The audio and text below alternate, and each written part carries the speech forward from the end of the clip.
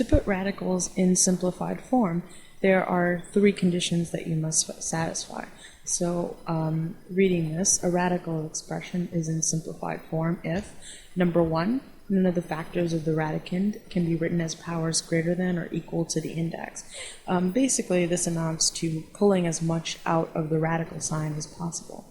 So for example, if I give you the square root of 50 times x cubed, we can rewrite this as the square root of 25 times 2, and then x squared times x, right? And now notice that in rewriting it, we get 5 squared times 2, x squared times x, and that these two values, these squareds, are powers which are equal to the index, which in this case is 2. So in this case, we want to factor them out. So we end up getting 5 squared times x squared under one radical sign, and then 2x on the other. And then simplifying it, this becomes 5x times square root of 2x. Now, taking a little bit more of a difficult example, let's say we have the cube root of 27x to the fourth.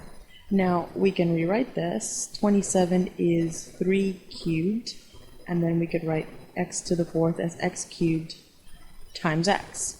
And now, since these cubes, are the same as the cube roots, we want to factor them out. So this becomes cube root of 3 cubed times x cubed, and then cube root of x. And then finally simplifying it, we're left with 3x times the cube root of x. So that one's not so bad. The second one is that there can be no fractions under the radical sign. And this is just as simple as splitting up the radical sign, usually using property 2 for radicals.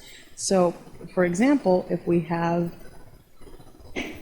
3/4, square root of 3/4, what we do is that we split it up so that this becomes square root of 3 over square root of 4. And now we've satisfied property 2, in which case that there are no fractions under the radical sign. But we can go one step further here. Since we know that the square root of 4 is equal to 2, we can simplify it as such. And finally, the last property that must be satisfied is that there are no radicals in the denominator.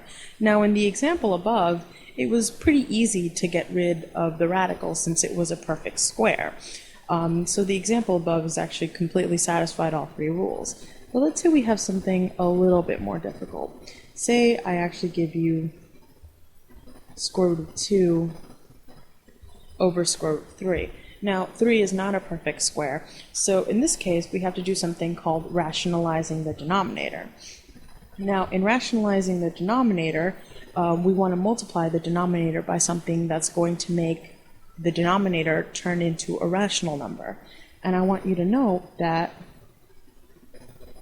if we multiply square root of 3 by square root of 3, basically by itself, we end up getting square root of 3 squared, which simplifies to just 3.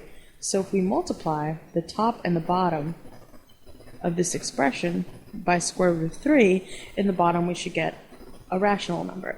Now, the reason why we multiply the bottom and the top by square root of 3 is that essentially we would just be multiplying by 1, because as you know, any number over itself, so if you have a over a, it's always going to simplify to 1. And in this case, we wouldn't be changing the expression at all.